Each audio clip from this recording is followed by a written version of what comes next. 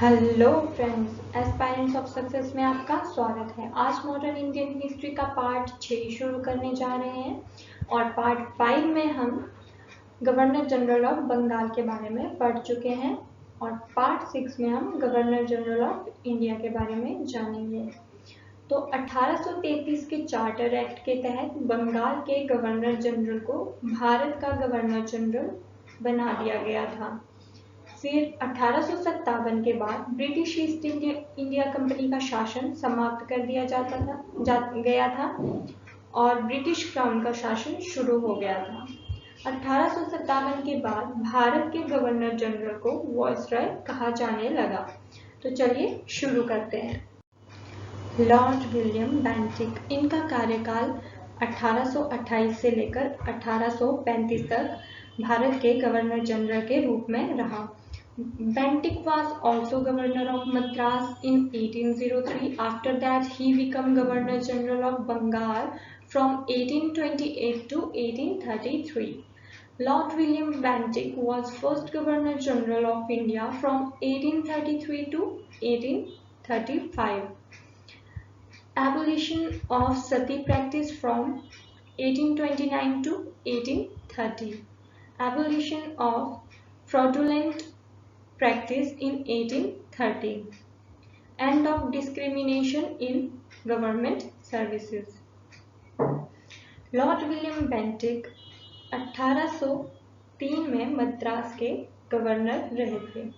इसके पश्चात यह 1828 से लेकर 1833 तक बंगाल के गवर्नर जनरल भी बने और 1833 के चार्टर एक्ट के तहत पहले भारतीय गवर्नर जनरल बने।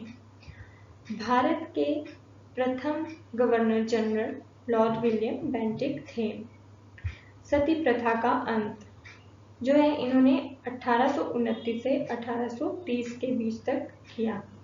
राजा राम मोहन राय के प्रयासों से और विलियम बेंटिक के ने कानून के माध्यम से सती प्रथा पर प्रतिबंध लगा दिया था।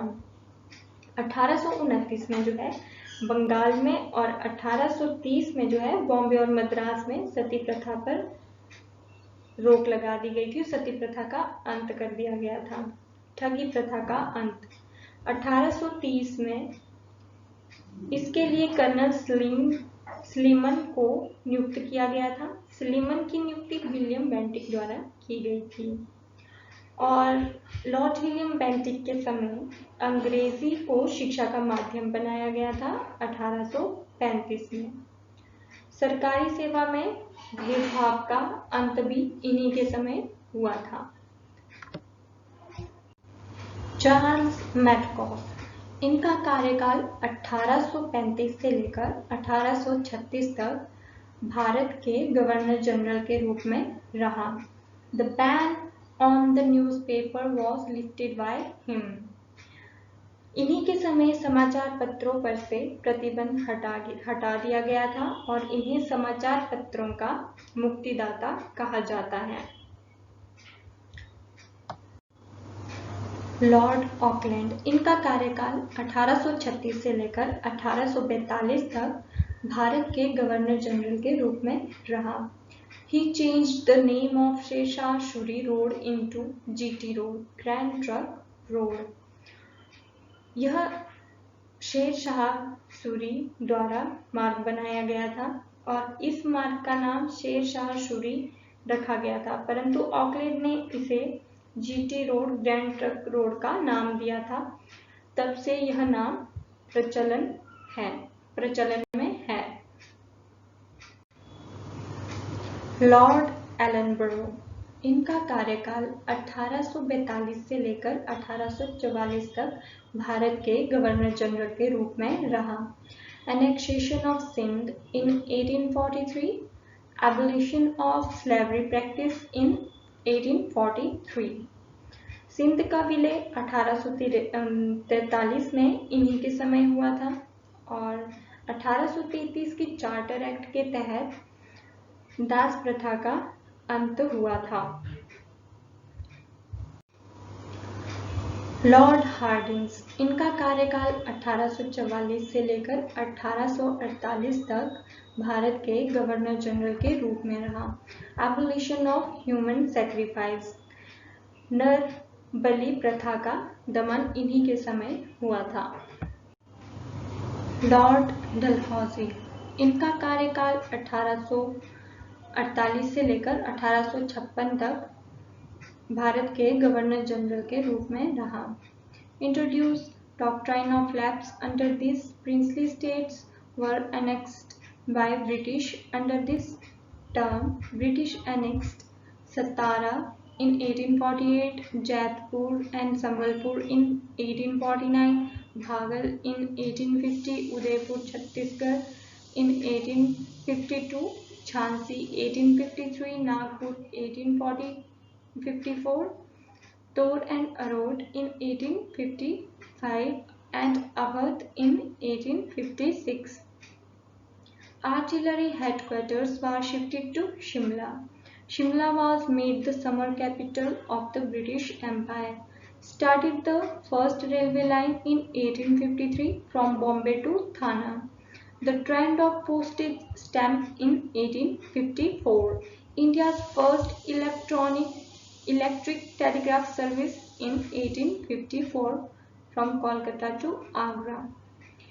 Wood's Education Dispatch of 1854 related to university education. Annexation of Sikkim in 1850. Annexation of Punjab by Anglo-Sikh Second War. Annexation of Burma by Anglo-Burma Second War.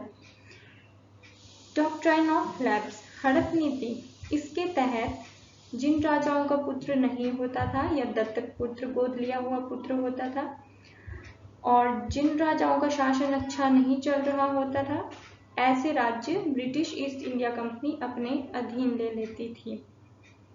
तो इसी नीति के तहत सतारा को सबसे पहले ब्रिटिशर्स ने अपने अधीन किया, फिर जैतपुर संबलपुर को, फिर भागल को, फिर उदयपुर को, फिर झांसी, नागपुर, तोर एंड अरोद और अंत में अवध को। तोपखाने का केंद्र मेरठ में बनवाया गया था। शिमला को ग्रीष्मकालीन की राजधानी बनाया गया था ब्रिटिश एम्पायर का लॉर्ड डलहौजी के द्वारा। 1853 में रेल का प्रारंभ मुंबई से ठाणे तक इन्हीं के समय हुआ था। 1854 में डाक टिकट का प्रचलन भी लॉर्ड डलहौजी के समय हुआ था। 1854 में प्रथम विद्युत तार सेवा भी इन्हीं के समय प्रारंभ हुई थी, कोलकाता से आगरा के बीच। 1854 में चार्ल्स वुड का डिस्पैच आया था, विश्वविद्यालय शिक्षा से संबंधित था। 1850 में सिक्किम का विलय हुआ था ब्रिटिशर्स क्षेत्र के अधीन, और 1852 में पंजाब को इन्होंने अपने अधीन किया था एंग्लो सिख द्वितीय युद्ध के द्वारा, और 1852 में ही एंग्लो बर्मा द्वितीय युद्ध द्वारा इन्होंने बर्मी को अपने अधीन किया था। लॉर्ड कैनिंग, इनका कार्यकाल 1856 से लेकर 1862 तक भारत के गवर्नर जनरल के रूप में रहा। He was last Governor General of India under East India Company. I repeat again, he was last Governor General of India under East India Company.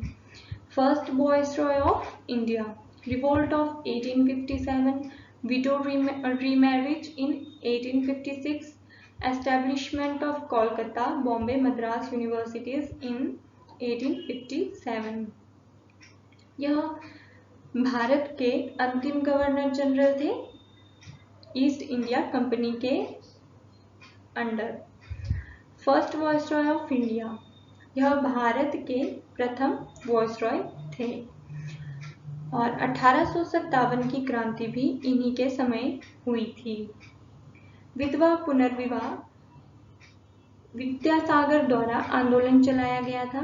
इन्हीं के प्रयासों द्वारा 1856 में विधवा पुनर्विवाह अधिनियम लाया गया था और 1857 में कोलकाता, मुंबई, मद्रास विश्वविद्यालय की स्थापना भी इन्हीं के समय हुई थी। अगर आपको मेरा वीडियो पसंद आया हो तो वीडियो को लाइक करें, शेयर करें और सब्सक्राइब करें और मेरी अगली वीडियो वायसरॉय ऑफ इंडिया पर आने वाली है तो ज़रूर देखें। Thanks for watching.